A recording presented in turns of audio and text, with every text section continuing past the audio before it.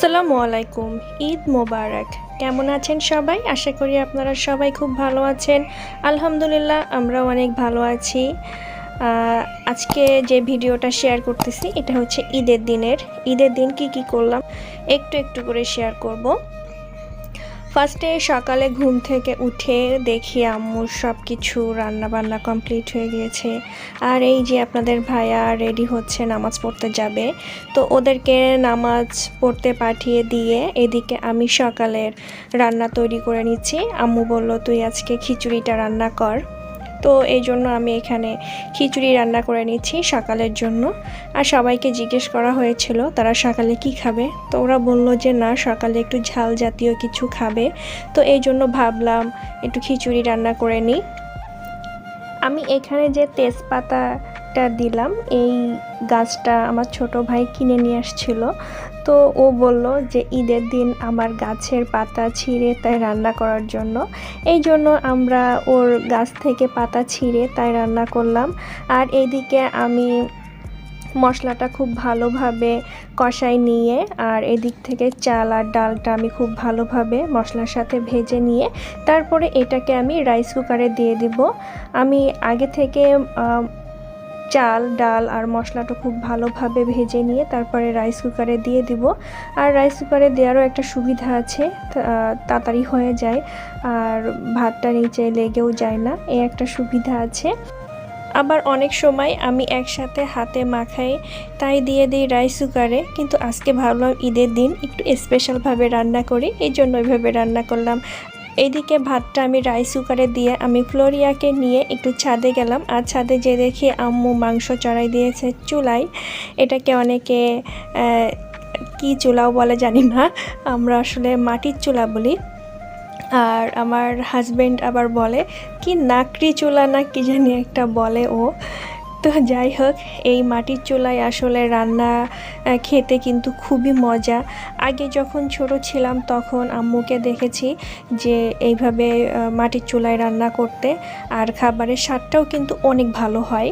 আর এইদিকে কুট্টুস হচ্ছে ছাদে উঠে ঘোরাঘুরি শুরু করে দিয়েছে, তার সাথে আমিও একটু ছাদে উঠলাম। আর কুট্টুস এমনি সবসময় ও এভাবে ছাড়াই থাকে, ওইভাবে ছাদে উঠে ঘুরে আবার চলে যায়।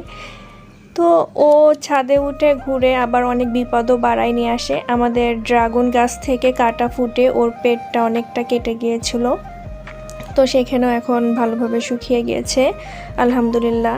আর এদিকে আমাদের মাংসটা এখনও চুলায় রয়েছে, তো অলমোস্ট কমপ্লিট হয়ে গিয়েছে। তো আমরা সকালে আজকে খিচুড়ি আর গরুর মাংস রান্না করেছে আম্মু, সেটাই সকালে আজকে আমরা খাবো। সাধারণত আমাদের সব সময় গ্যাসের চুলায় রান্না করে, তো আম্মু বলল এবার ঈদের দিন চুলায় রান্না করবে। চুলার রান্নার খাবার কিন্তু অনেক মজা, আর আমার হাজব্যান্ডও অনেক পছন্দ করে এই চুলার রান্নার খাবার, এতে স্বাদটাই কিন্তু অন্যরকম।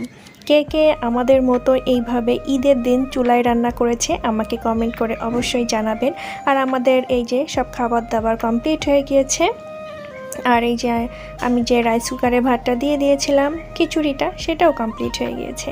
আর এই যে আমাদের মাটির চুলায় গরুর মাংস রান্না, আর খেতেও কিন্তু অনেক মজা হয়েছিল। আর যেহেতু রোজার পরের দিন মানে ঈদের দিন, সবাই কিন্তু ভরপুর খেয়েছিল। আর এইদিকে আমি ফ্লোরিয়ার জামা কাপড় সব বের করে ফেলেছিলাম ওকে ঈদের ড্রেসটা পরাবো বলে। তো আমার বাচ্চাটা অনেক দুষ্টামি করছিল, ওর ঈদের ড্রেস পরানোর খুবই ডিস্টার্ব করতেছিল ও। তো ফাইনালি ওকে আমি জামাটা পরিয়ে দিয়েছিলাম। আর এই যে ওর জন্য আমি একটা ক্লিপ এনেছিলাম, ক্লিপটা আমি আসলে ওকে ঠিক মতন পরাইতেই পারিনি, পরাইছি আর দেখেন কি শুরু করছিল। পরে বাধ্য হয়ে আমি ওটা ওর কাছ থেকে খুলে নিয়েছিলাম। আর এই যে এখন দুপুরের জন্য রান্না আম্মু তৈরি করতেছে। আজকে দুপুরের জন্য আমাদের বিরিয়ানি রান্না করা হবে। তো আম্মু বলেছিল এর সাথে কি খাবো, তো আমরা বললাম যে না শুধু বিরিয়ানিই থাক, আর কিছু দরকার নাই। আম্মু বললো রোস্ট করার জন্য, তাই আমি বললাম যে না এই গরমের ভিতরে আর রোস্টের দরকার নাই, রোস্ট আমরা নেক্সট যে কোনো একদিন খাবো, আজকে বিরিয়ানিই খাবো। তো এখানে এই যে সব কিছু আম্মু আজকে চুলাই তৈরি করেছে।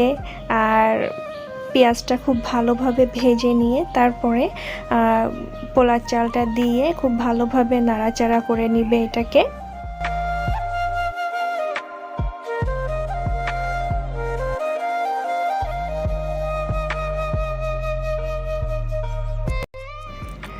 এই যে চালটা ভালোভাবে ভেজে নেওয়ার পরে মাংসগুলো সব দিয়ে দিল এর ভিতরে। আর এই এর ভিতরে সব মশলাটা আমি আগে থেকে মাখিয়ে রেখে তারপরে চুলায় আস্তে জালে দিয়ে ধুয়েছিলাম। ওইটা খুব ভালোভাবে হয়ে গিয়েছিল। এটা কিন্তু আমি গ্যাসের চুলায় করিনি, এটাও আমি এইভাবে মাটির চুলায় করে দিয়েছি। আর এটা আমি একসাথে আম্মুকে বললাম যে তুমি একসাথে মাংস আর চালটা ভালোভাবে ভেজে নাও। আসলে আমি সাধারণত এইভাবে রান্না করি, তাহলে কি হয় যে সব মশলাটা ভাতের সাথে খুব ভালোভাবে মিশে যায়, খেতেও অনেক ভালো লাগে। আর এখানে এই যে আম্মু গরম পানি দিয়ে দিল আর তার সাথে আলু দিয়ে দিল।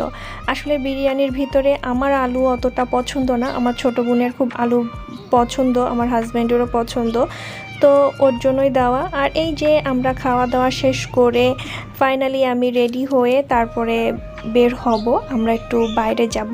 আর আজকের আবহাওয়াটা অনেক ভালো ছিল না, মানে রোদ ছিল না আবার বেশি গরমও ছিল না ঈদের দিন আমাদের ওখানে, তো ঘুরতে অনেক ভালো লেগেছিল। তো আমরা আজকে বেরিয়ে পড়েছিলাম বোট ক্লাবে যাব। তো আমাদের ওখান থেকে বোট ক্লাব আসলে কত কিলোমিটার আমি জানি না, এটা একটু গ্রাম সাইডেই পড়ে। তো আমরা একটা অটো ভাড়া করে নিয়ে তারপরে আমরা বোট ক্লাবে চলে আসছি। আর এই যে আমাদের বোট ক্লাবের ঢুকতে টিকিট লেগেছিল পার পারসন 40 টাকা করে। তো আমি এই বোট ক্লাবে প্রায় 7 থেকে 8 বছর হবে এরকম আমি আসি নাই, হয়তোবা মেবি আমি 2012 সালে সম্ভবত এসেছিলাম, 12 সালেও বললেও ভুল হবে, তারও আগে হয়তোবা 8-9 সালে এরকম আসছিলাম। তারপরে আমি আর কখনো বোট ক্লাবে আসিনি। আর এই যে মানে কয়েক বছর পর তারপরে আমি আসলাম বোট ক্লাবে। আর এসে দেখি এর লুকটাই চেঞ্জ হয়ে গেছে। আগে যখন আসছিলাম এত কিছু ছিল না, তখন এখানে নতুন নতুন সব কিছু তৈরি হচ্ছিল, এসব কিছুই ছিল না তখন। আমাদের ইচ্ছা ছিল একটু বোর্ডে উঠব, তো বোর্ডের উঠার ভাড়া শুনে আর মন চাইলো না যে বোর্ডে উঠব। তো তারপরে বোর্ডে ওঠার জন্য শুধু একটা রাউন্ড দিবে, ওই যে কর্নারে এই যে একটা বোর্ড যাচ্ছে ওখান থেকে, আর এই যে এই পর্যন্ত যাবে, তার জন্য 300 টাকা। তো সবাই বলল থাক আমরা আর উঠবো না, এই টাকা খাইলে অনেক ভালো লাগবে। তো ওখান থেকে আমরা চলে আসছি। আর নৌকা হলে উঠা যায়, তো যাই হোক আমরা আর বোর্ডে উঠিনি। ওখান থেকে একটু চারপাশ ভালোভাবে ঘুরলাম, সবাইও ঈদের সময় ঘুরতে আসছে। বেসিক্যালি এই জায়গাটা কিন্তু অনেক সুন্দর, একটা নিরিবিলি পরিবেশ আছে, গাছপালা আছে, গরমও অতটা ছিল না, ঘুরতে অনেক ভালো লেগেছিল আমাদের। আমরা সবাই খুব আনন্দ করেছিলাম, সবাই আসছিল সবার পরিবার নিয়ে। তো এখানের সাইডটা দেখলেই মনটা আসলেই ভালো হয়ে গিয়েছিল, অনেক সুন্দর জায়গা।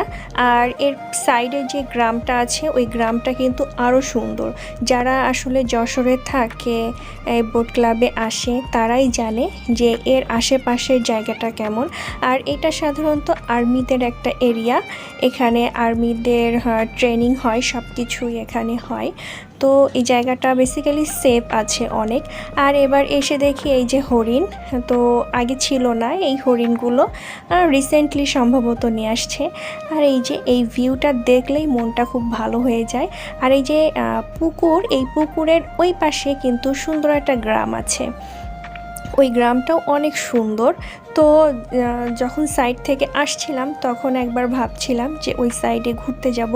আর এই যে আমরা যখন আসছিলাম তখন দেখি হরিণটা এখানে এসে দাঁড়িয়ে আছে, তোর সাথে একটু কথাবার্তা বললাম, আবার অনেকে একটু ঘাস ঠাস খেতে দিচ্ছিল।